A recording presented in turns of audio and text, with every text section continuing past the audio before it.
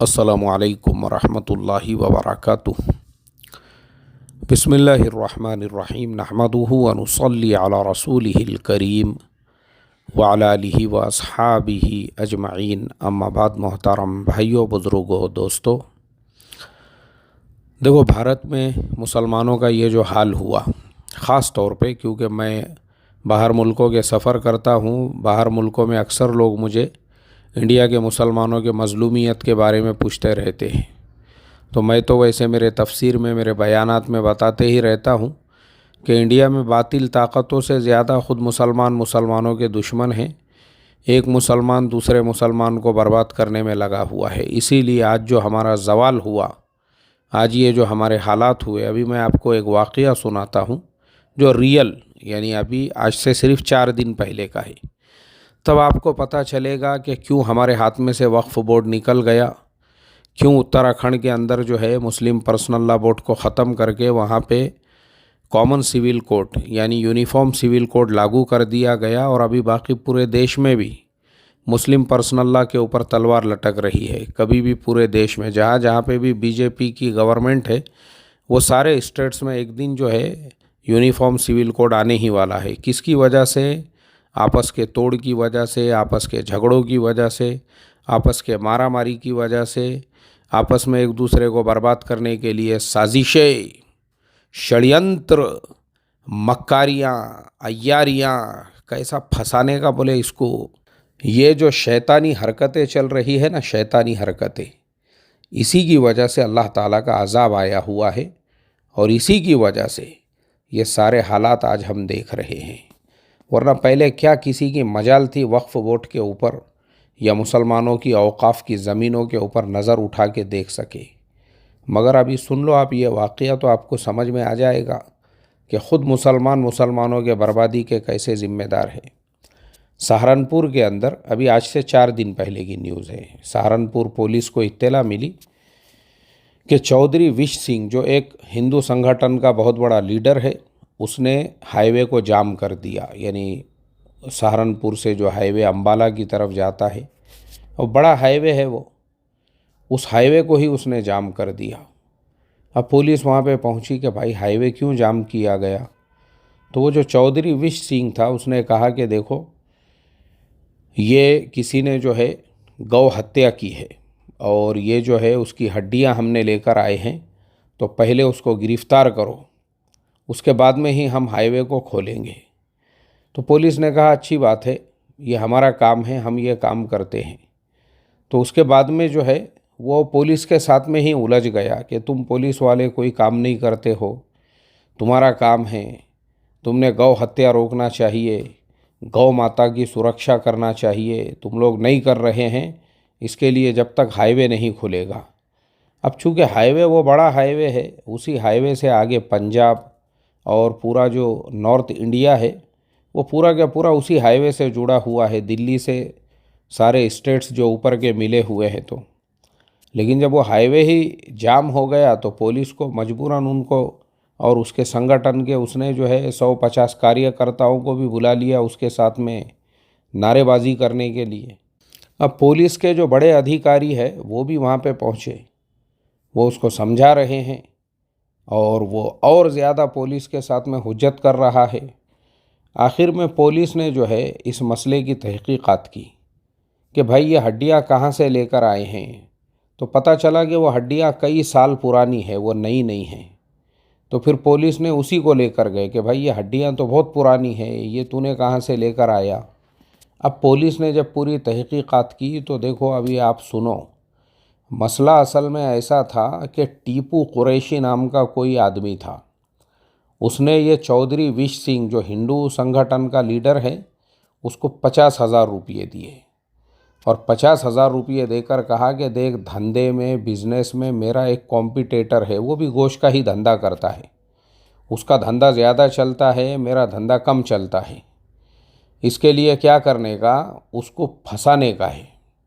और फंसाने का तरीक़ा यह है कि मैं तुझे 50,000 रुपये देता हूँ, ये 50,000 रुपये ले, और हाईवे के ऊपर जो है इस तरीक़े से धरने आंदोलन दे के जब पुलिस आएंगी और पुलिस पूछेंगी कि ये किसने किया, क्या किया, वो टाइम पे मैं तेरे को उसका नाम बोलता हूँ, तब पुलिस को उसका नाम बोलने का कि ये फलाने ने गौ हत्या किया था, हमने वहाँ से ये हड्डियाँ लेकर आए, तो फिर बोले पुलिस उसको अरेस्ट कर लेंगी। अब आप सोचो, ये है आज के ज़माने के मुसलमान का किरदार, ये है आज का मुसलमान। हम क्या बोल रहे हैं, ये हमारा दुश्मन है, वो हमारा दुश्मन है। और मैं आप लोगों को बता दूं, ये जो वाक़या है, जैसे टीपू कुरैशी ने उस चौधरी वंश विश सिंह को 50,000 रुपये दिए अपने ही एक ईमान वाले भाई को फंसाने के लिए, अपने ही एक कॉम्पिटिटर। अरे धंधा है, बिजनेस है भाई, आप भी अच्छा गोश्त बेचो, आप भी साफ़ सुथरा माल बेचो। देखो, कोई भी धंधा, कोई भी कारोबार, एक बाज़ार में 4 रेस्टोरेंट है, एक रेस्टोरेंट में लोग इसलिए जाते हैं वो साफ़ सुथरा है, वहाँ पे सामान अच्छा मिलता है, वहाँ पे सस्ता मिलता है, खाना अच्छा बनता है, इसलिए लोग जाते हैं। कोई भी जगह, कोई भी इलाके में आप जाओ, कोई भी धंधा हो, चाहे चाय की होटल हो, भाई चाय अच्छी बनती है, इसलिए एक चाय की होटल में ज़्यादा लोग जाते हैं, दूसरी होटल में। अब दूसरा जो होटल वाला है वो बजाय इससे झगड़ा करने के अपने अंदर क्वालिटी पैदा करो ना आप। लेकिन यही हमारा सबसे बड़ा प्रॉब्लम है, मुसलमान क्वालिटी पैदा करने को तैयार नहीं है। वो तो सिर्फ सामने वाला जो अपना कॉम्पिटिटर है, अब इसको कैसे फंसाने का, इसके खिलाफ कैसी साजिशें और षड्यंत्र करने का, क्योंकि उसके जैसी अपने अंदर सलाहियत तो पैदा नहीं कर सकते, काबिलियत तो पैदा नहीं कर सकते, उसके जैसा टैलेंट तो नहीं लेके आ सकते, अपने अंदर वैसी क्वालिटी तो नहीं पैदा कर सकते। तो फिर अब उसका आसान तरीक़ा ये है कि उसी के किरदार के ऊपर जो है कीचड़ उछालो, उसी को बदनाम करने की साजिश करो, उसी के ख़िलाफ़ में जो है षड्यंत्र रचो। सेम टू सेम यही हो रहा है मुसलमानों के हर मामले में। जैसे मैंने अभी बताया ना, ये तंजीमें क्यों टूटी, ये जमातें क्यों टूटी, ये मुसलमानों का जवाल क्यों हुआ, ये मुसलमानों के आपसी तोड़ और आपसी दुश्मनियों की वजह से। एक मुसलमान अच्छा धंधा करने को तैयार नहीं है, मगर सामने वाला अच्छा बिजनेस कर रहा है, अच्छा धंधा कर रहा है, उसके धंधे को मैं किस तरीक़े से ख़त्म करूं, उसके लिए 50,000 रुपये दे रहा है वो पुलिस को। उसके लिए उसने जो है पूरे के पूरे संगठन के लोगों को जो है उसके ख़िलाफ़ में वरगलाया, उकसाया। अब देखो, ये बहुत छोटी बात नहीं है, आप इस पे थोड़ा ध्यान दोगे ना, आगे चल के यही मसला अगर थोड़ा और बढ़ता, पुलिस अगर अच्छे से तहकीकात नहीं करती और ये मसला फिर मीडिया में आता, सहारनपुर में गौ हत्या और पुलिस ने बरामद किए गाय की हड्डियां, इस तरह की ख़बरें और इस तरह की न्यूज़ अगर चलती, उसके बाद क्या होता था, हिंदू मुसलमान के दरमियान में तनाव पैदा होता था। एक तो रमज़ान का महीना चल रहा है, जैसे हमने देखे अभी होली को लेकर बहुत सारे इलाक़ों में तनाव का माहौल था, लेकिन चलो अल्लाह का करोड़ों दर्जे शुक्र है, एहसान है, अल्हम्दुलिल्लाह, सारे हालात साजगार हो गए। ऐसे ही फिर आगे क्या होता था, आगे चल के हो सकता था कि कुछ हालात और ख़राब हो। फिर सहारनपुर में बड़े बड़े दीनी इदारे हैं, मदारिस है, फिर मसला वहाँ तक पहुँचता था, फिर वो चीज़ें मीडिया के अंदर आती थी। तो ये एक मुसलमान का दूसरे मुसलमान को बिज़नेस, धंधे, कारोबार को लेकर जो कंपटीशन था, वो कंपटीशन इस हद तक आपस में सामने वाले कॉम्पिटिटर को ख़त्म करने के लिए, यानी आप सोचो कितनी गंदी ये साजिश है कि आगे का इसका, यानी ये तुम्हारे दोनों के बीच का जो कंपटीशन है, उसका असर पूरे समाज पे, पूरी कौम पे और सारे लोगों पे क्या पड़ता था, इससे उनको कोई लेना देना नहीं है। ना उनको कौम की फ़िक्र है, ना समाज की फ़िक्र है, ना मसाजिद की फ़िक्र है, ना मदारिस की फ़िक्र है। उनको तो बस अब अपना सामने कॉम्पिटिटर है, अपने अपोजिशन वाला, धंधे वाला है, उसका धंधा ख़त्म करने का है।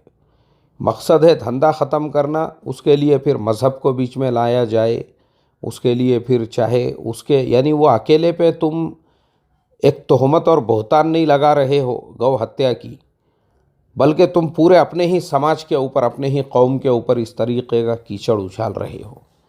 लेकिन पुलिस ने पूरी तहकीकात की सही से, तो पता चल गया कि चौधरी वंश सिंह, तो ये एक वाक़या नहीं है, आगे ध्यान से मेरी बात सुनो।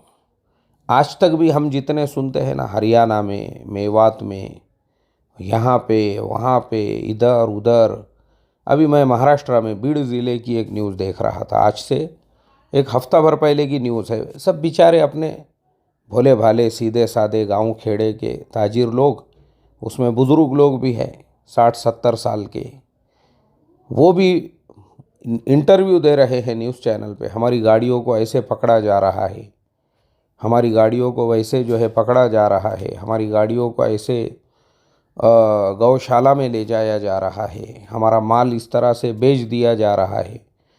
तो ये जितनी भी खबरें होती है ना गाड़ियाँ पकड़ने की, मुझे आप बताओ, हाईवे के ऊपर 50 सैकड़ों गाड़ियाँ चलती है, यही गाड़ी के अंदर जो है आपके जानवर है, गाड़ी का नंबर, गाड़ी का कलर, गाड़ी का मॉडल, ये दुश्मनों तक कौन खबर पहुंचाता है? आपके अपने ही पहुंचाते हैं, आपके अंदर के ही आस्तीन के जो सांप है वो पहुंचाते हैं।